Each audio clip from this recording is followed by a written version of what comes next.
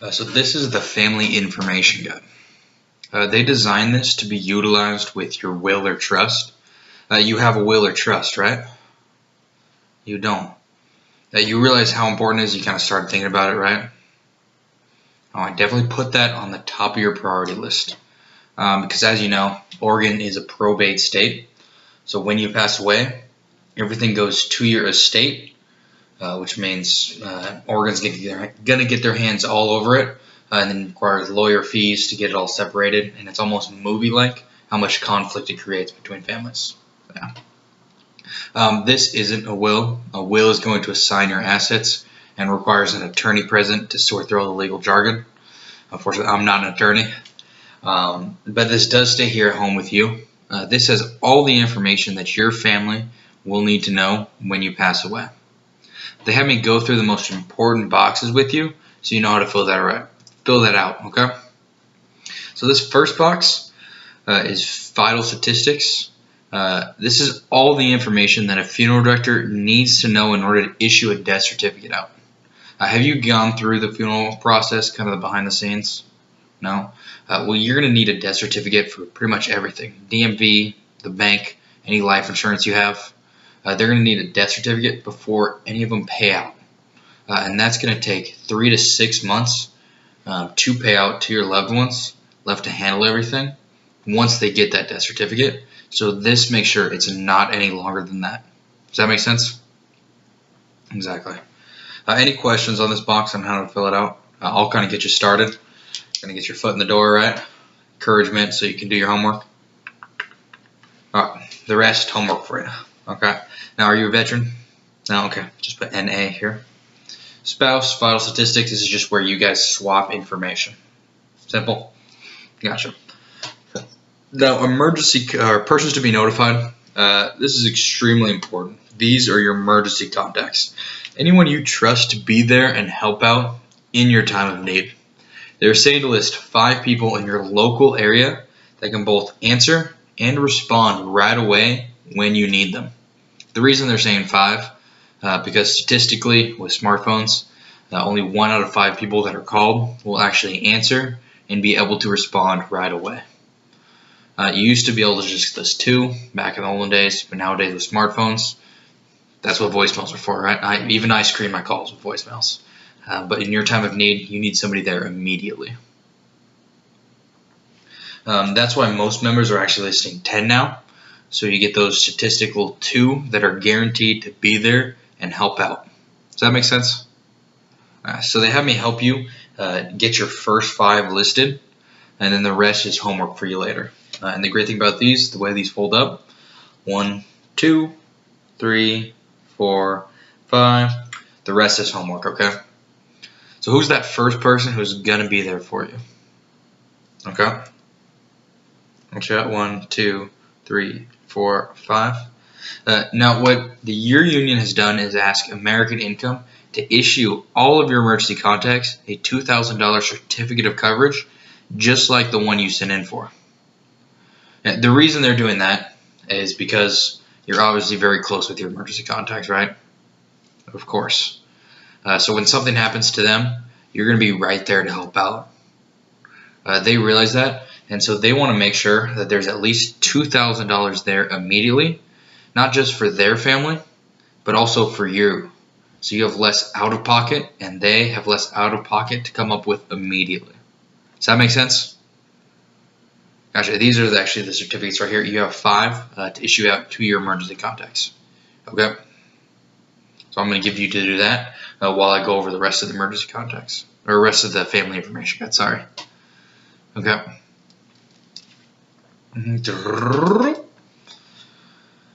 Alright, got all that. Now, persons to be notified. This is obviously where you guys will put each other, but say you guys pass together in a bad car wreck. Who is going to be in charge of taking care of things when that happens? Okay, put that person there. And be sure to let them know it's them as well, okay? Got it? Because they don't want any surprises. And be sure to let them know where this is and what this is, okay? Awesome. Now, let's see. Estate information. This is actually one of the most important parts of the family information guide. Let me start. The reason why, I don't know if you guys know this, but last year over $54 million of life insurance went unclaimed. Yeah, because families left behind didn't know there was any life insurance, didn't know where the policy was located or what company it was through. So they made this itinerary for anything that's going to be there for your family immediately when you pass away. Anything that's going to be there, any life insurance that's going to be there to help out your family. You have something through work, right? Exactly. So that's really good to have. It's one of the most efficient coverages. But as you know, 31 days after you change jobs, get laid off, or retire, those go away. You don't get to keep them with you. So put that in pencil so you can update and change that. So Deb's not going through this and expecting that money to be there when in reality it's not there anymore. Okay? Now you have something outside of work, right? You don't? Do you know the difference between, do you know much about life insurance? Alright, well there's two main types. One's called term and the other's whole. Term is kind of like a 10-year term. It's meant to kind of cover you for a period of time, usually holds you over till retirement when you retire. Or if you're buying a house, it covers that mortgage, so if something were to happen to you, that's there. But I also recommend putting that in pencil because, like I said, it's only there for a short time, and then you have to change it and update it. Actually, the way usually term life works is you start here with like $100,000 of coverage, and then you start the premium here when you're young, and then actually it jumps up after 10 years, and it's only about a little bit each time when you're young, but then when you get to upper 40s, 50s, 60s, then it kind of doubles, triples, or quadruples, and then what happens is you call them up, it's like, hey, I can't afford to pay this anymore, I'm going to have to cancel. Of course, they're like, oh, no, I'm so sorry. You've been paying on this for 30 years now, and you want to cancel so we don't have to pay out to you? Shucks, sign right here. Exactly. Actually, only about 2% of term lives actually pay out because of that reason. So it's great to have for that term. Put that down there in pencil. So once again, Deb's not looking for there, and it has actually lapsed or gone through, and she's expecting to be there when it's actually not. Okay, and then whole life. That one you lock in, and usually the younger you are, the cheaper it is. So you lock it in at one price, and it stays with you until you pass away, until it needs to be used.